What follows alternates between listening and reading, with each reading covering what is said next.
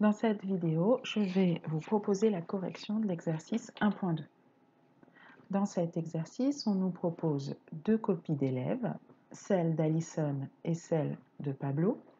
Les deux élèves avaient à multiplier 6/15 par 5/4 et ils arrivent tous les deux au même résultat, mais on voit que les calculs intermédiaires ne sont pas les mêmes.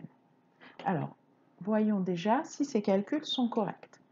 Pour Alison, elle a commencé, elle obtient 30 au numérateur. Or, 30, c'est le produit de 6 par 5. Et elle obtient 60 au dénominateur. Et c'est le produit de 15 par 4. Autrement dit, elle a appliqué la règle. Pour multiplier deux fractions, on multiplie les numérateurs entre eux et on multiplie les dénominateurs entre eux. Donc la règle est bien appliquée. Et c'est en effet égal à 30 soixantièmes. Ensuite, elle a écrit que c'était égal à 3 sixièmes. Donc pour passer de 30 soixantièmes à 3 sixièmes, elle a tout simplement divisé par 10 le numérateur et le dénominateur, ce qui est encore vrai puisque deux fractions sont égales si on peut passer de l'une à l'autre en multipliant ou en divisant par un même nombre différent de 0. Et puis ensuite, elle divise encore le numérateur et le dénominateur, mais ce coup-là par 3, et elle obtient un demi. Donc son résultat est correct. Pablo, lui, il n'a pas tout de suite multiplié les numérateurs. Il a commencé par décomposer pour pouvoir simplifier. Donc le 6, il a écrit que c'était égal à 3 fois 2. 5, il a écrit que c'était égal à 5 fois 1. 15, il a écrit que c'était égal à 3 fois 5. Et 4, il a écrit que c'était égal à 2 fois 2.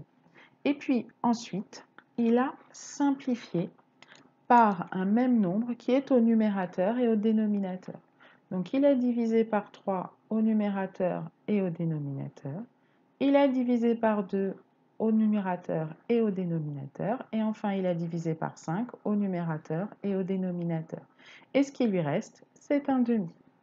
Donc son calcul est aussi correct. Donc les deux calculs d'Alison et de Pablo sont corrects.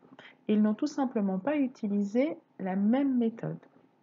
Alison a préféré multiplier les numérateurs et multiplier les dénominateurs d'abord pour ensuite faire la simplification, alors que Pablo, lui, a préféré décomposer chacun des numérateurs et des dénominateurs de manière à pouvoir simplifier avant de faire la multiplication finale. D'ailleurs, on s'aperçoit qu'à la fin, comme il a simplifié beaucoup, il lui reste directement le résultat 1 demi.